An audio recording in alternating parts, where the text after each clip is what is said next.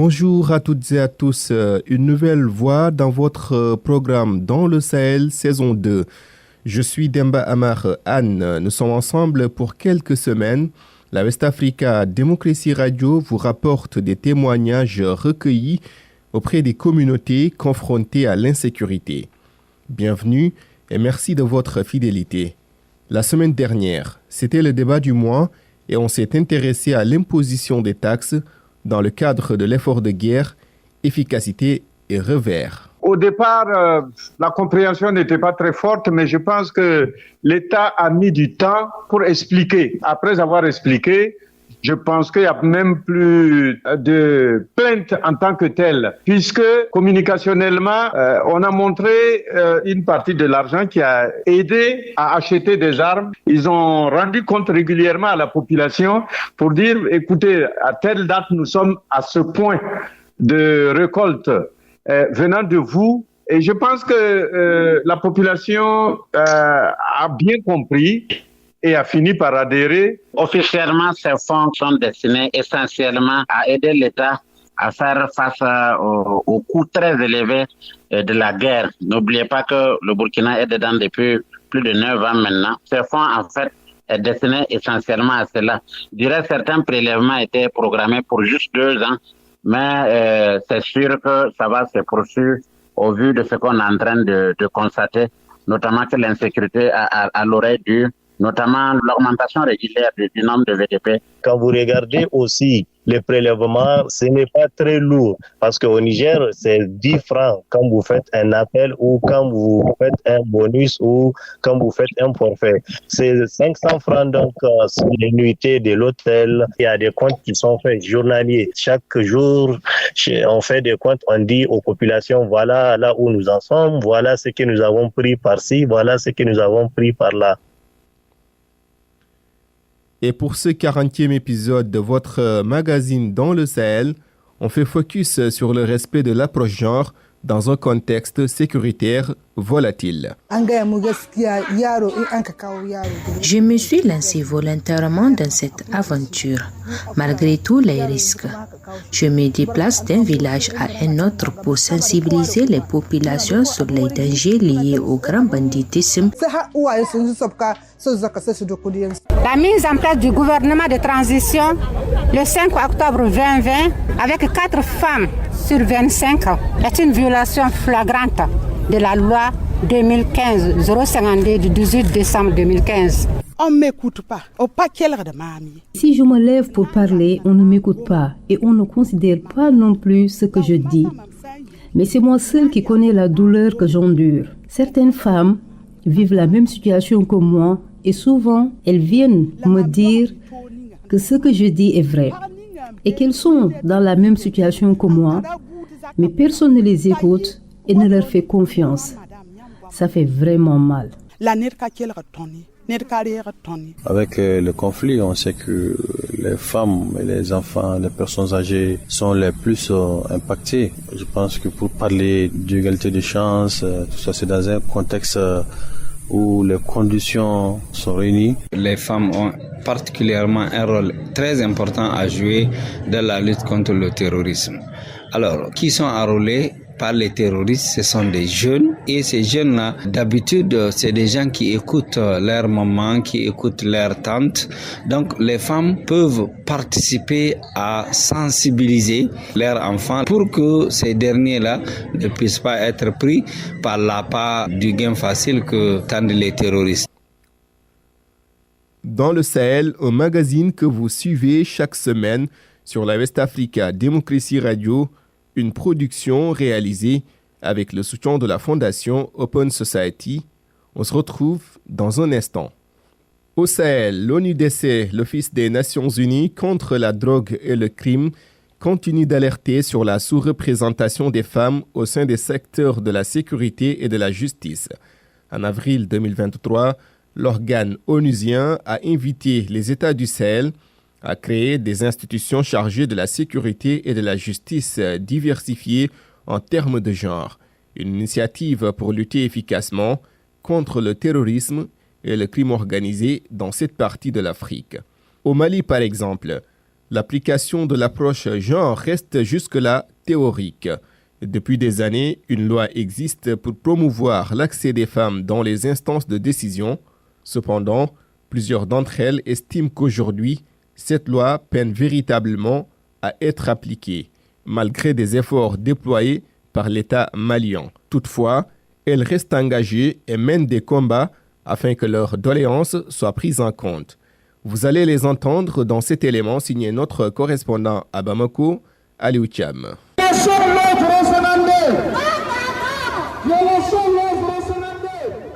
Octobre 2020, des dizaines de femmes ont manifesté devant la primature pour réclamer le respect de la loi 052 dans le gouvernement de transition dirigé par Mokhtar Ouane. Cette loi, adoptée en décembre 2015 par l'État du Mali, vise à promouvoir l'égalité des sexes en instituant des mesures pour garantir une meilleure représentativité des femmes dans les instances de décision.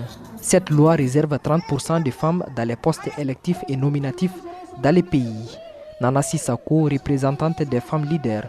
La mise en place du gouvernement de transition le 5 octobre 2020 avec 4 femmes sur 25, soit 16%, est une violation flagrante de la loi 2015-052 du 18 décembre 2015 qui fait partie de l'arsenal juridique national et non conforme aussi à l'article 17 de la charte de transition.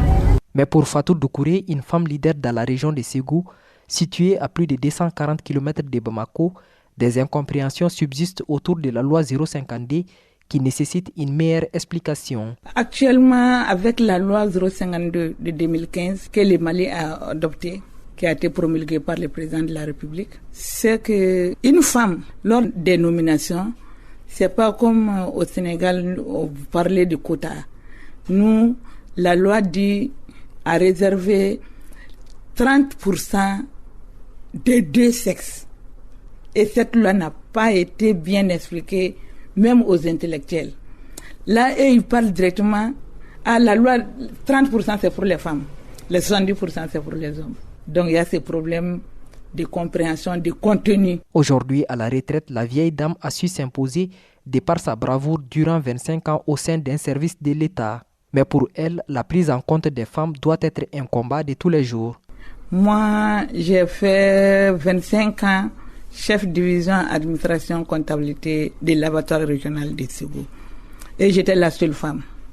Il n'y avait pas de femmes vétérinaires, il n'y avait pas de femmes service administratif. Même le secrétaire, c'était un homme. Mais j'ai lutté.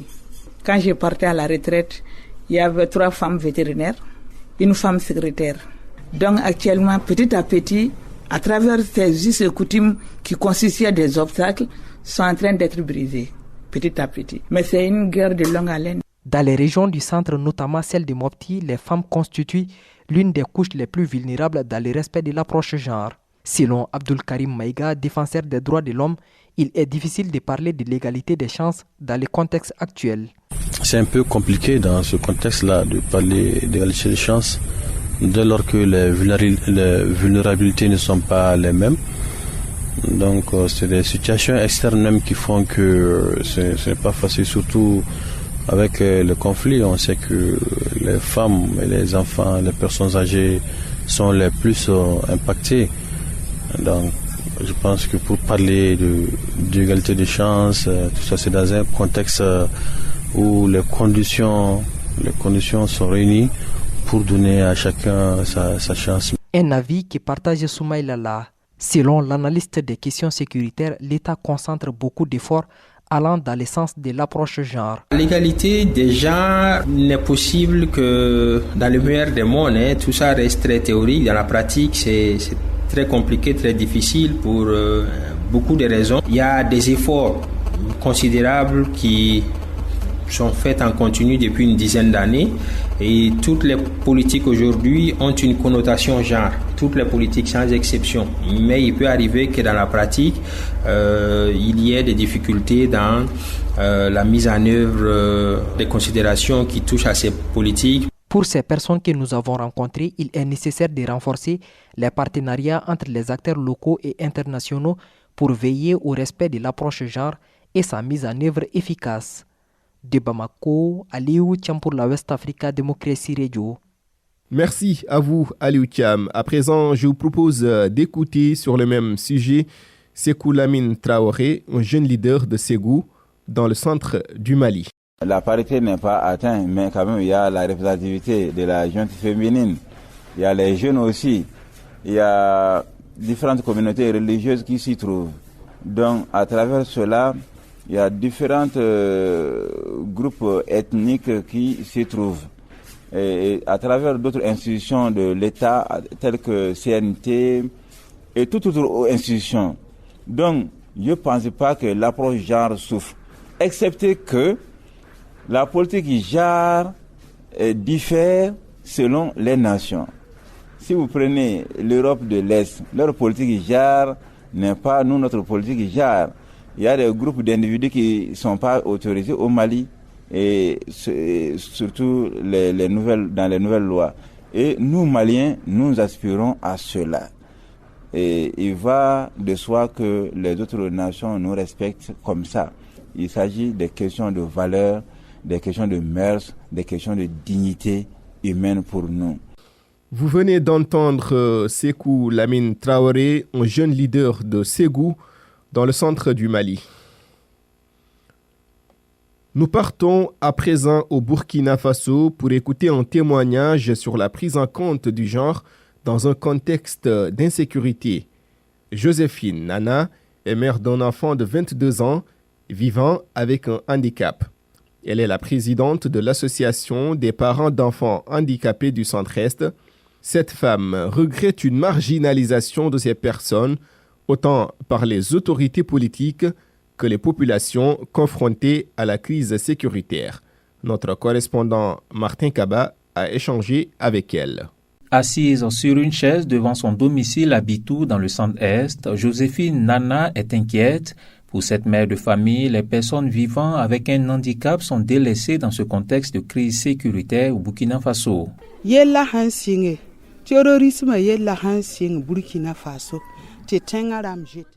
Je n'arrive même pas à dormir la nuit parce que depuis que le terrorisme a commencé ici au Burkina Faso et la population fuit, les gens ont fui de Kaya, Dori pour venir ici à Bitou. Mais depuis qu'il y a des déplacés, je n'ai jamais vu une moto ni un vélo d'une personne vivant avec un handicap sur un véhicule pour venir ici. Non, je n'ai jamais vu. Mais il n'y a pas un pays sans une personne en situation de handicap. Ça fait que je me pose la question, où sont restées ces personnes? Joséphine est elle-même mère d'un enfant de 22 ans vivant avec un handicap et présidente d'une association des enfants handicapés. Engagée sur ces questions depuis plusieurs années, elle s'interroge, mais ces questions restent jusque-là sans réponse.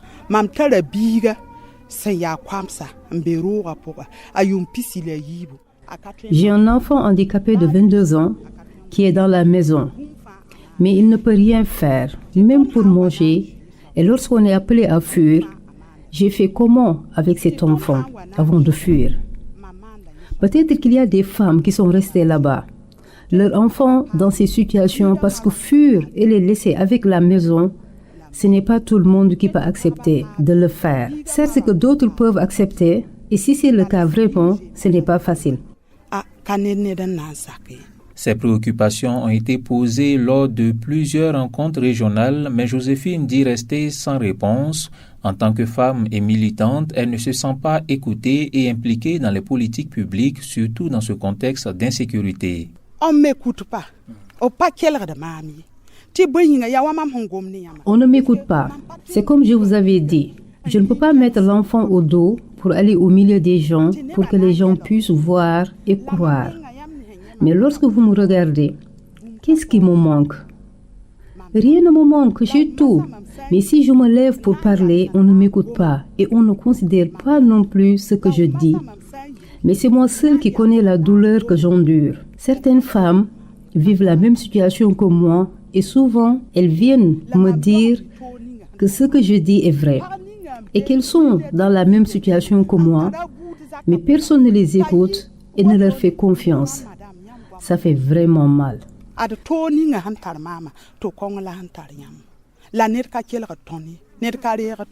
Joséphine Nana appelle donc les autorités à se pencher sur les questions du genre, surtout dans un contexte fragile marqué par une crise sécuritaire. Pour elle, la prise en compte et l'implication de toutes les sensibilités peuvent contribuer à la recherche de solutions pour le retour de la paix au Burkina Faso.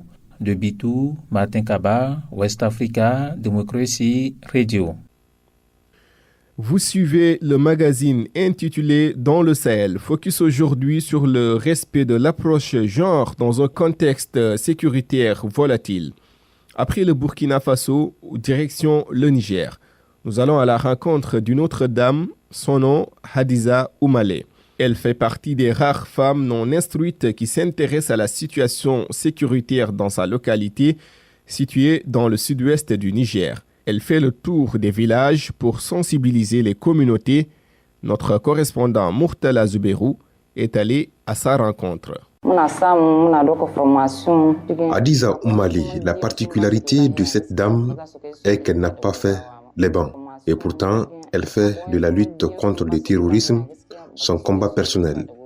Originaire de la région sud-ouest du Niger, plus précisément à Gaïa, cette mère de 4 enfants sensibilise au quotidien sur le péril lié au terrorisme. Son engagement est connu de tous. Hadiza Oumale est consciente aujourd'hui de son sacerdoce. Je me suis lancée volontairement dans cette aventure, malgré tous les risques. Je me déplace d'un village à un autre pour sensibiliser les populations sur les dangers liés au grand banditisme, notamment le terrorisme. Et je suis consciente de ce que je fais. Des fois, mes enfants ont peur si quelque chose m'arrive. Mais je me suis dit que c'est un devoir pour moi en tant que mère d'appeler nos enfants qui s'abandonnent à cette aventure à la raison. Rien ne sert de trahir son peuple pour des miettes. Je pense que c'est un devoir pour moi de le faire sans rien attendre de qui que ce soit. Son courage impressionne plus d'un dans sa localité. Bachirou Iliassou, jeune cultivateur, admire la bravoure de la dame. Cette femme, je la suivais de près depuis très longtemps et j'admire beaucoup son courage pour ce combat qu'elle mène. Avoir une autre comme elle dans notre localité qui s'intéresse aux questions de sécurité, c'est vraiment rare. Moi, je peux tout simplement dire qu'elle est une bénédiction et je l'encourage à persévérer dans ce sens.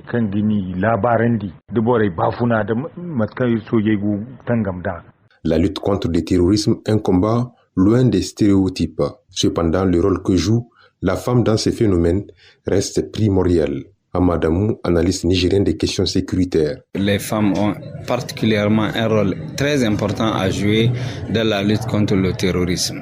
Alors, quand on prend qui sont enrôlés par les terroristes, ce sont des jeunes et ces jeunes-là, d'habitude, c'est des gens qui écoutent leur maman, qui écoutent leur tante. Donc, les femmes peuvent participer à sensibiliser leurs enfants, leurs fils, leurs frères pour que ces derniers-là ne puissent pas être pris par l'appât du gain facile que tendent les terroristes. Dans ce cas, les femmes peuvent jouer un rôle important, mais également les femmes peuvent aussi sensibiliser les hommes pour qu'ils collaborent en matière de renseignement avec les forces de défense et de sécurité. Comme je l'ai dit, souvent dans les villages, tout le monde se connaît, on sait qui est complice de X ou de Y, mais les gens ont souvent peur de dénoncer. Donc les femmes elles-mêmes peuvent dénoncer, comme elles peuvent également sensibiliser les hommes pour qu'ils dénoncent et sensibiliser aussi les jeunes pour qu'ils ne participent pas ou qu'ils n'adhèrent pas à l'appel des terroristes. Au quotidien, Hadiza Oumale, l'une des rares femmes qui s'intéresse aux défis sécuritaires, à Gaïa continue de rallier d'autres personnes à sa cause. Elle souhaite davantage impliquer sa communauté dans la lutte antiterroriste. De Niamey, Murtala Zouberou pour West Africa, Democracy Radio. Ce 40e épisode de votre magazine Dans le Sahel, qui en est à sa 2e saison, s'achève. Cette semaine, nous avons fait le focus sur l'approche genre dans un contexte sécuritaire volatile. Ce magazine est réalisé avec le soutien de la Fondation Open Society. Vous pouvez le retrouver sur notre site www.wadr.org si vous voulez réagir à ce que vous venez d'entendre. Rendez-vous sur notre page Facebook WADR Service français ou écrivez-nous à l'adresse mail wadr@wadr.org ou tout simplement rejoignez-nous pour discuter sur notre numéro WhatsApp +221 77 569 77 72. Je répète, +221 77 569 77 72. Je suis Demba Amar Anne. Rendez-vous la semaine prochaine pour un nouvel épisode de votre programme Dans le Sahel. Portez-vous bien. À la prochaine.